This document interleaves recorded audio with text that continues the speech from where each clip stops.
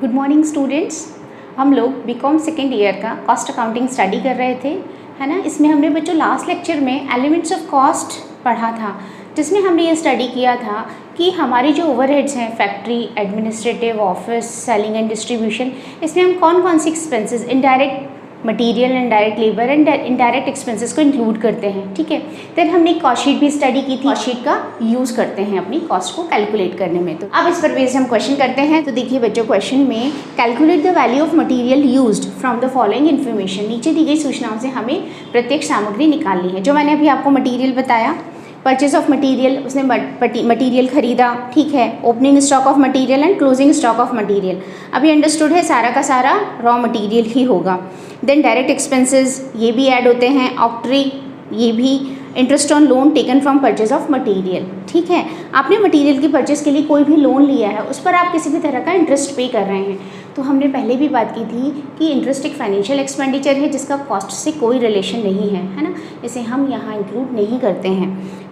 Material storage expenses, material storage expenses, material को store करने के जो भी खर्चे हैं, वो मटीरियल हमारा फैक्ट्री में जाता है, फैक्ट्री में ही इस पर प्रोसेसिंग होती है, वहीं ये स्टोर होता है। तो ये सारे के सारे एक्सपेंसेस फैक्ट्री ओवरहेड्स का पार्ट होंगे, ठीक है।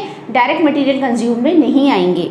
देन डिफेक्टिव मटीरियल रिटर्न किया तो लेस हो जाएगा, थेफ्ट ऑफ मटीरियल लेस हो जाएगा, loss of material by fire less हो जाएगा, स्क्रैप मटीरियल सोल्ड, अब ये यहीं का स्क्रैप है तो यहाँ माइनस हो जाएगा, इससे कॉस्ट कम हो जाएगी। कैरिज इनवर्ड्स, खर्चा है, ऐड हो जाएगा। एक्सपेंसेस ऑफ परचेज डिपार्टमेंट, अब अगर परचेज डिपार्टमेंट के कोई भी खर्चे हैं तो फिर ये डायरेक्ट मटीरियल का खर्चा नहीं है, ये फैक्ट्री ओवरहेड्स का हिस्सा होगा, है ना। तो इस अकॉर्डिंग हम यहाँ पर इसको सॉल्व कर लेंगे। तो देखिए हम इसमें क्या क्या ऐड करेंगे, क्या क्या लेस करेंगे।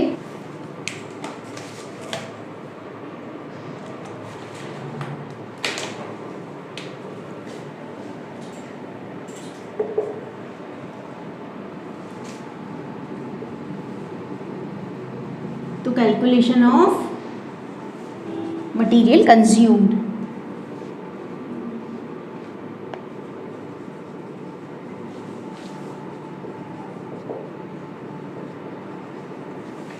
ठीक है। सबसे पहले मैं इसमें क्या कर दूं, मेरे पास कोई ओपनिंग स्टॉक है मटीरियल का, बिल्कुल है, या फिर आप लिख दीजिए परचेजेस ऑफ मटीरियल। कितनी की परचेजेस हैं हमारे पास, 1 लाख रुपीज़ की, ठीक है। फिर इसमें हम क्या क्या ऐड कर दें, ओपनिंग स्टॉक, ठीक है, और इससे रिलेटेड जो भी खर्चे हैं। तो देखिए ओपनिंग स्टॉक कितने का है, 20,000 का, है ना। फिर इसके बाद इसमें कोई भी ऑक्ट्री थी वो आ जाएगी। देन उसके अलावा इसमें कैरिएज था तो वो आ जाएगा, ठीक है। और इसके अलावा इसमें क्या क्या था जो ऐड हो सकता है और लेस हो सकता है, देखिए डायरेक्ट एक्सपेंसेस हैं, इसमें वैल्यू भी मैं लिखते चली जाती हूँ। डायरेक्ट एक्सपेंसेस हैं 5,000 के, ऑक्ट्री है 1,000 की, ठीक है। इंटरेस्ट से हमें काम ही नहीं है, मटीरियल स्टोरेज एक्सपेंसेस यहाँ पर नहीं आते हैं। एंड कैरिज इनवर्ड्स है 1,300 का। ऐड वाले आइटम्स मुझे यही दिख रहे हैं, कुछ और भी बच गया है तो हम अभी देख लेते हैं। लेस हम क्या क्या कर दें इसमें से, सबसे पहले तो मैं क्लोजिंग स्टॉक लेस कर दूं। क्लोजिंग स्टॉक ऑफ मटीरियल है हमारा 30,000,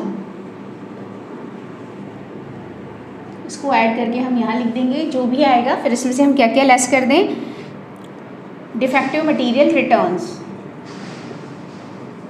क्या क्या डिफेक्टिव मटीरियल रिटर्न किया हमने, 2,400 रुपये का, ठीक है। Then theft, loss by fire, theft है हमारा 1,400 का, लॉसेस बाय फायर है 600 का। देन स्क्रैप मटीरियल सोल्ड, तो स्क्रैप भी यहीं आएगी, है ना। मैंने शॉर्ट में लिख दिया, स्क्रैप हो गई हमारी 500 की, ठीक है। कुछ और तो नहीं दिख रहा इसमें, बस। अब ये हमारा इसका टोटल कितना आया, 1,07,300, है ना, 1,07,300। और इसमें से हमें जो लेस करना है उसे हम यहाँ पर टोटल करके लिख दें तो हमारा फाइनल आंसर आ जाएगा। तो देखिए इसका टोटल कितना है, 900, और जो भी आएगा वो हमारा कॉस्ट ऑफ मटेरियल कंज्यूम्ड आ जाएगा 92,400।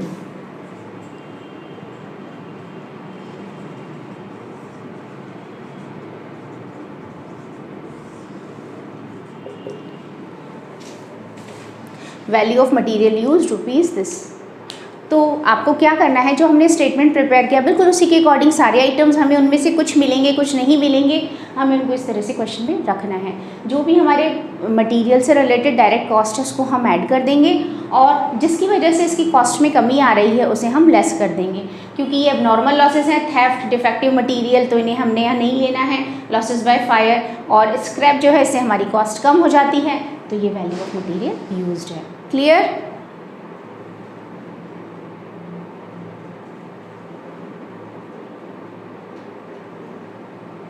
चलिए हम लोग आज इसमें एक और क्वेश्चन करते हैं जिससे आपको ये चीज़ क्लियर हो जाए कि एक्सपेंसेस को किस तरह से डिस्ट्रीब्यूट किया जाता है। तो देखिए क्वेश्चन, इस क्वेश्चन में उसने हमसे क्या कहा है, following information is available from the records of a manufacturing company for a month. Stock of raw materials, opening and closing, raw material consumed का हिस्सा है, raw materials purchased, manufacturing wages, non productive wages, experiment expenses. Manufacturing wages किसका part होगा, direct wages का। Manufacturing wages direct wages है तो direct labour का part होगा, ठीक है। देन नॉन प्रोडक्टिव वेजेस, ये कहाँ आएगी, ये फैक्ट्री में आएगी। देन एक्सपेरिमेंट एक्सपेंसेस, तो एक्सपेरिमेंट भी हमारे वर्क्स ओवरहेड का फैक्ट्री से रिलेटेड ही खर्चा माना जाएगा। देन वेस्टेज ऑफ मटीरियल्स, अगर मटीरियल का कोई भी वेस्टेज हो रहा है तो ये जनरल है, तो ये फैक्ट्री का ही हिस्सा माना जाएगा, ठीक है। Other works expenses factory. Establishment expenses, establishment से रिलेटेड जो भी खर्चे होंगे वो किसका पार्ट होंगे बच्चों, वो हमारे ऑफिस एंड एडमिनिस्ट्रेटिव का पार्ट होंगे। मैंने आपको बोला भी था, बताया भी था अपने उस लेक्चर में जिसमें हमने इन एक्सपेंसेस को डिस्कस किया था, ठीक है ना। एस्टेब्लिशमेंट एक्सपेंसेस भी बोला था हमने। Then selling and distribution, selling का पार्ट है। फिनिश गुड्स का स्टॉक है, ओपनिंग और क्लोजिंग, इसे हम एडजस्ट कर देंगे। Then sale of finished goods ये लास्ट में है, तो हमारी टोटल कॉस्ट और सेल्स का डिफरेंस क्या हो जाएगा, प्रॉफिट और लॉस को इंडिकेट करता है, ठीक है।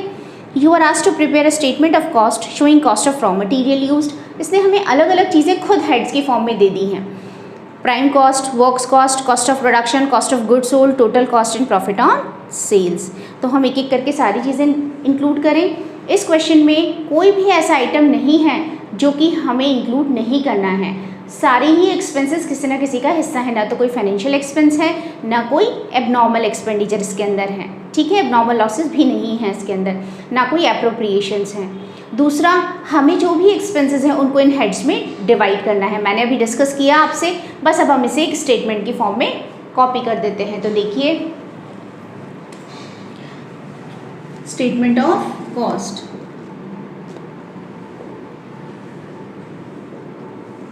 स्टेटमेंट ऑफ कॉस्ट में सबसे पहले हमें लेना है raw material consumed, raw material purchased. आपने जो भी रॉ मटेरियल परचेज किया इसमें आप ऐड कर देंगे opening stock of raw material and less कर देंगे क्लोजिंग स्टॉक। हमने अभी डिस्कस किया इसके अंदर इससे रिलेटेड और कोई एक्सपेंडिचर नहीं दिया हुआ है, तो इनके अमाउंट्स फिल कर दीजिए। रॉ मटेरियल परचेज्ड है 77,000, इसमें हमने ऐड कर दिया ओपनिंग स्टॉक 15,000 और क्या लेस कर दिया, क्लोजिंग स्टॉक 12,000, ठीक है। तो हमारा कितना आ गया रॉ मटेरियल कंज्यूम्ड, 80,000, है ना। इसे हमने ए नाम दे दिया, रॉ मटेरियल कंज्यूम्ड। अब रॉ मटेरियल कंज्यूम्ड, फिर बच्चों रॉ मटेरियल कंज्यूम्ड में अभी हमें क्या ऐड करना है, देखिए direct material, direct wages and direct expenses, ये तीनों मिलकर ही तो प्राइम कॉस्ट बनाएंगे। तो आप देखिए इसमें डायरेक्ट वेजेस को उसने मैन्युफैक्चरिंग वेजेस कहा है, तो मैं इसमें ऐड कर दूं मैन्युफैक्चरिंग वेजेस।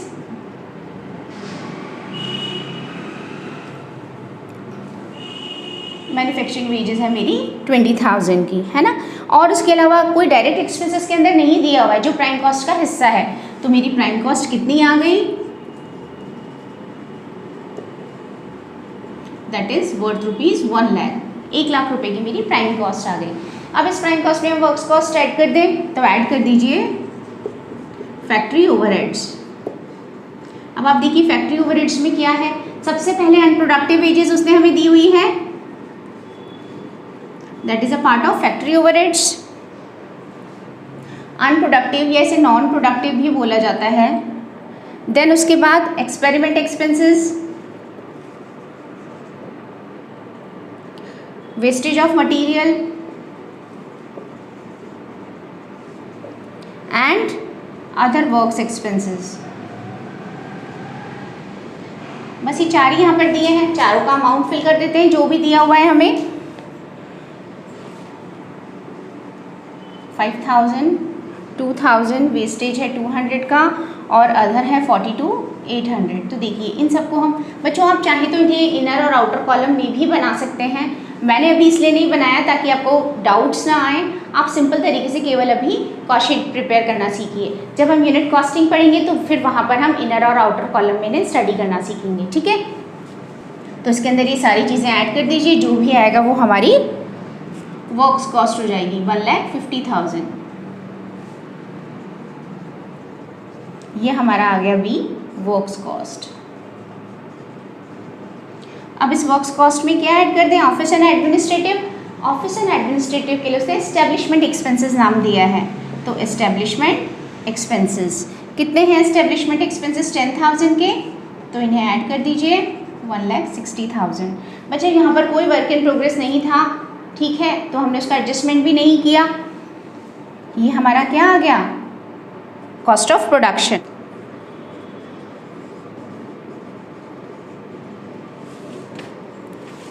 अब इस कॉस्ट ऑफ प्रोडक्शन में हमने क्या करना है, फिनिश गुड्स का ओपनिंग और क्लोजिंग स्टॉक ऐड कर दें हम, तो हमारी कॉस्ट ऑफ सेल्स आ जाएगी। तो ऐड कर दीजिए इसमें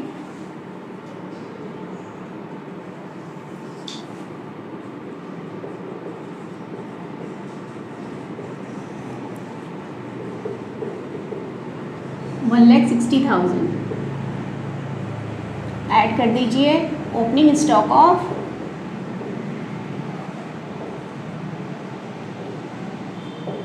फिनिश्ड गुड्स और लेस कर दीजिए क्लोजिंग, ठीक है। देखिए इनके स्टॉक्स कितने हैं, ओपनिंग है 6 और क्लोजिंग है 16, जो कि मुझे लेस करना है। तो कितना आ गया मेरा 1,50,000, है ना। इसे हम क्या बोल देंगे, cost of goods sold.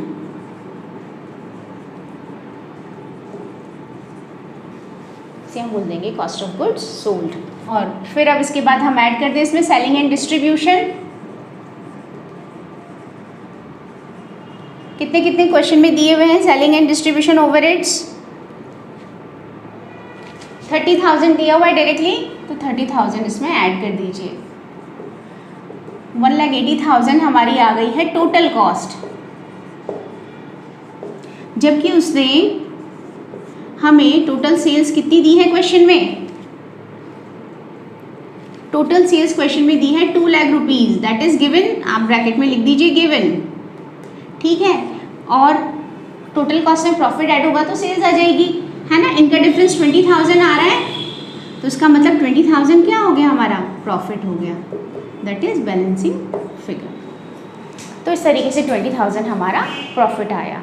I hope आपको समझ आया। हमें जो जो भी आइटम्स दिए थे हमने लिख दिया, raw material opening plus less closing, raw material consumed आ गया, देन हमारे मैन्युफैक्चरिंग एक्सपेंसेस, देन इससे हमारी प्राइम कॉस्ट आ गई, फैक्ट्री ओवरहेड्स जोड़ दिए, works cost, establishment expenses, cost of production, then उसके बाद हमने फिनिश गुड्स का ओपनिंग क्लोजिंग का एडजस्टमेंट किया, cost of goods sold, then उसके बाद सेलिंग एंड डिस्ट्रीब्यूशन जोड़ा तो टोटल कॉस्ट, टोटल कॉस्ट के बाद प्रॉफिट ऐड करते तो सेल्स आ जाती है, सेल्स दिया है तो सेल्स और कॉस्ट का डिफरेंस प्रॉफिट या लॉस आ जाता है, सेल्स ज़्यादा है तो प्रॉफिट और अगर कॉस्ट ज़्यादा है तो लॉस, ठीक है।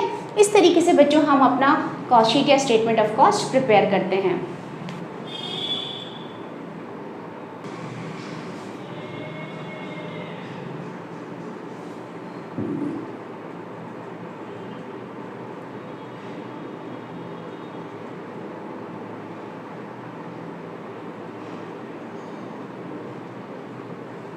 बच्चों आई होप आप लोग ये चैप्टर कंप्लीट करेंगे, पूरा चैप्टर थॉरोली स्टडी कीजिए, जो मेरे लेक्चर्स हैं उनको स्टडी कीजिए, तो आपको ये चैप्टर बिल्कुल क्लियर हो जाएगा। इसमें कई और क्वेश्चंस हैं, इजी से ही हैं, आप उन्हें कीजिए ताकि आपको कॉस्ट शीट क्लियर हो जाए, है ना।